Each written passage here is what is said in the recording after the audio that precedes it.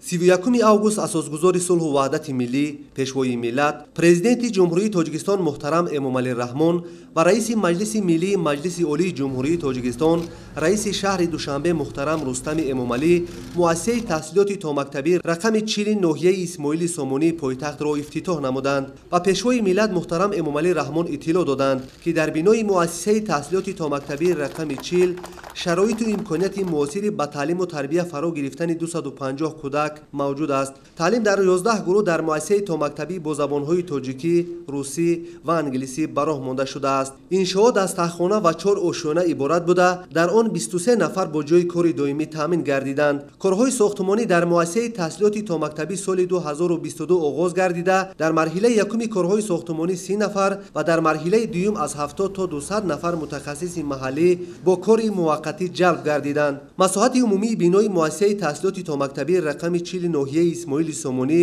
зиёда аз 1000 метри мураббаъ ва масоҳати майдонча барои истироҳату фароғати кӯдакон 700 метри мураббаъро ташкил медиҳад. ба ғайр аз синфхонаҳои тарбиявӣ дар муассиса ошхона, толорҳои варзишию мусиқӣ, толор барои маҳфили кӯдакон, ҳуҷраи тиббӣ, анбор барои нигаҳдории маҳсулоти хӯрока ва дигар ҳуҷраҳои ёрирасон мавҷуд мебошанд. ҳуҷраҳои алоҳидаи хобу истироҳати кӯдакон бо таҷҳизоти муосир аз қабили рахти хоб ва дигар ашёи фароғатӣ таъмин аст. бинои нави муассисаи томактабӣ дар асоси қарори раиси шаҳри Душанбе ба истиқболи ҷашни 35-солагии истиқлоли давлатии Ҷумҳурии Тоҷикистон ва дар асоси дастгириҳои пайвастаи ҳукумати мамлакат аз ҷониби фармоишгар ва пудрачии лоиҳа ҷамъияти дорои масъулияти маҳдуди Абр Текстил бо тарҳи муосир ва сифати баланд сохта шудааст. дар саҳни бинои муассиса айвончаҳо барои ба истироҳату фароғат ва дигар машғулиятҳо фаро гирифтани кӯдакон, майдончаҳои бозӣ бо таҷҳизоти нави дилхушӣ муҷаҳҳаз ташкил карда шудааст. бинои навбунёд ба системаи гармидиҳӣ пайваст буда, гармии синфхонаҳо, ҳуҷраҳои корӣ ва таълимию истироҳатӣ дар фасли зимистон тавассути он таъмин карда мешаванд. муассисаи таҳсилоти томактабӣ рақами 40 бо тамоми таҷҳизоту лавозимоти хониш таъмин буда, дар он камераҳои назоратӣ насб гардидааст. шароити мусоиди фароҳам гардида, ки ба стандартҳои байналмилалии таълим мутобиқ мебошад, имкон медиҳад то кӯдакон шуруъ аз даврони якуми таҳсил бо бартариҳо ба омӯзиш фаро гирифта шаванд.